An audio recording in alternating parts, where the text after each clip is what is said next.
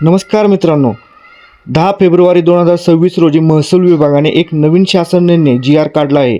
या निर्णयानुसार आता महाराष्ट्रात जमिनीच्या अकृषक एन.ए. वापरासाठी जिल्हाधिकाऱ्यांची परवानगीची आणि दरवर्षी भरल्या जाणाऱ्या एन.ए. टॅक्सची पद्धत कायमची रद्द करण्यात आली आहे. हा नियम नेमका काय आहे? जुन्या प्लॉटधारकांचे काय होणार? व्हिडिओ शेवटपर्यंत नक्की बघा. जर तुम्ही चॅनलवर नवीन असाल तर चॅनलला सबस्क्राईब करा, व्हिडिओला लाईक करा. चला तर व्हिडिओ सुरू करूया. आपण एन.ए. अट रद्द याबद्दलचा जो जी.आर. बघणार आहे.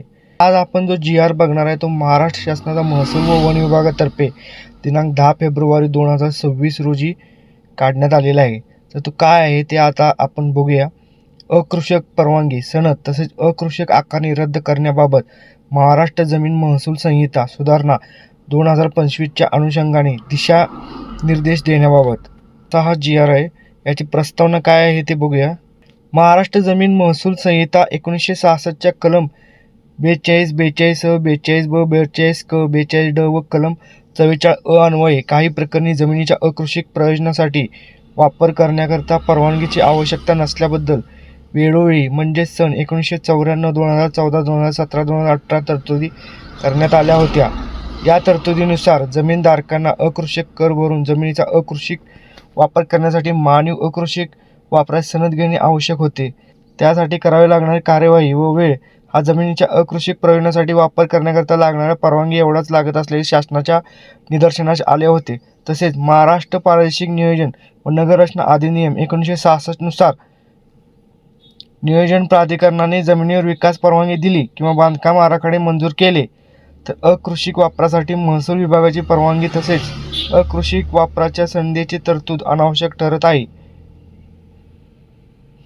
यास्तव नागरिकांच्या सुविधेकरता या तरतुदीमध्ये बदल करणे ही काळाची गरज बनली होती. त्याकरिता महाराष्ट्र प्रादेशिक नियोजन व नगररचना अधिनियम 1966 नुसार नियोजन प्राधिकरण व महाराष्ट्र जमीन महसूल संहिता 1966 नुसार महसूल विभाग यांची दुहेरी परवानगी टाळणे आवश्यक होते.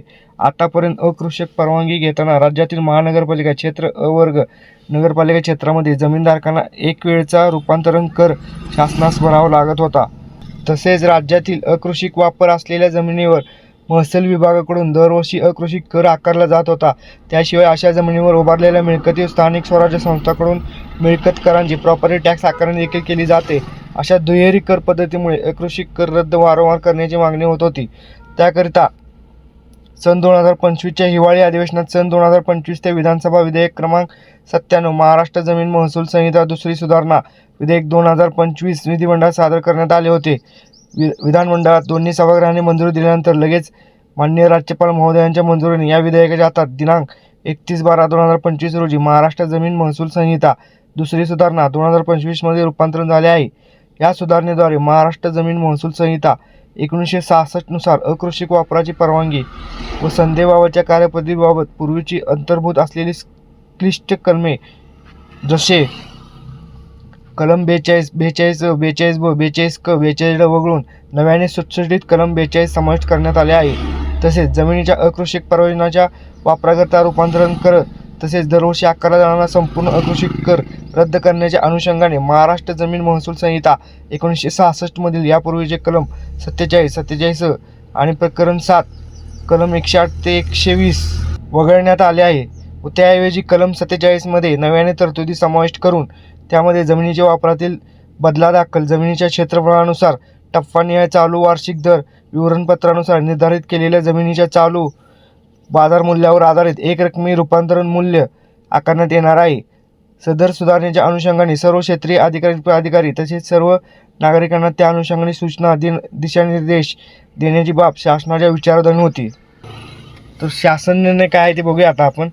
महाराष्ट्र जमीन महसूल संहिता दुसरी सुधारणा 2025 ची प्रत सोबत जोडली आहे. अनुषंगाने खालीलप्रमाणे सूचना दिशानिर्देश देण्यात येत आहेत. 1. महाराष्ट्र जमीन महसूल संहिता 1966 मध्ये नव्याने समाविष्ट करण्यात आलेल्या कलम 42 नुसार महाराष्ट्र प्रादेशिक नियोजन व नगररचना अधिनियम 1966 अंतर्गत अनुज्ञेय झालेल्या कोणत्याही प्रयोजनाकरता संबंधित नियोजन प्राधिकरणाने एखाद्या जमिनीवर विकास परवानगी देणे, बांधकाम आराखडा मंजूर करणे अनुज्ञेय असल्यास यापुढे महाराष्ट्र जमीन महसूल संहिता 1966 अन्वये संबंधित जमीनदार थेटरित्या महाराष्ट्र प्रादेशिक नियोजन व नगररचना अधिनियम 1966 चे कलम 18 मधील तरतुदीनुसार निश्चित केलेल्या संबंधित प्राधिकरणाकडे अर्ज करू शकेल.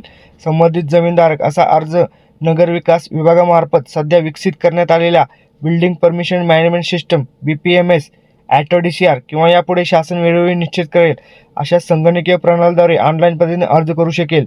जिथे कोणतीही ऑनलाईन संगणकीय प्रणाली वापरत नसेल तेथे नगरविकास विभागाने निश्चित केलेल्या कार्यपद्धतीनुसार ऑफलाईन पद्धतीने करू शकेल. अर्जदाराची जमीन वर्ग 1 ची अथवा वर्ग 2 ची असली तरी त्याला बांधकाम विकास परवानगीसाठी अर्ज करायला बाधा नाही, परंतु केवळ बांधकाम परवानगी दिली म्हणून भोगवटदार वर्ग 2 अथवा भाडेपट्ट्याच्या जमिनीच्या दर्जामध्ये कोणताही बदल होणार नाही. भोगवटदार वर्ग 1 व्यतिरिक्त अन्य जमिनी या प्रतिबंधित सत्ता प्रकाराच्या असून सदर जमिनी या त्या संबंधित कायदे, नियम अथवा शासकीय आदेशानुसार ठराविक प्रयोजनासाठी विविध अटी शर्तीवर धारण केलेल्या असतात. सदर जमिनीच्या वापराच्या प्रयोजनात बदल करावयाचा असल्यास अथवा बांधकाम करावयाचे असल्यास त्याकरिता महाराष्ट्र प्रादेशिक नियोजन व नगर रचना अधिनियम 1966 मधील तरतुदीनुसार नियोजन प्राधिकरणाकडून विकास बांधकाम परवानगी घेण्यापूर्वी सदर जमीनधारकाला आवश्यक असेल तेथे सदर जमिनीशी संबंधित कायदे, नियम अथवा शासन आदेशामधील तरतुदीनुसार शासन अथवा संबंधित सक्षम प्राधिकारी यांची मान्यता प्राप्त करून विहित करण्यात आलेला नजराना अधिमूल्याचा भरणा करणे आवश्यक राहील. तसे न केल्यास सदर जमीनधारकाच्या यांच्या विरुद्ध संबंधित कायदे, नियम अथवा शासन आदेशामधील तरतुदीनुसार कारवाई करण्यास जिल्हाधिकारी अथवा संबंधित सक्षम अधिकारी यांना कोणतीही बाधा असणार नाही.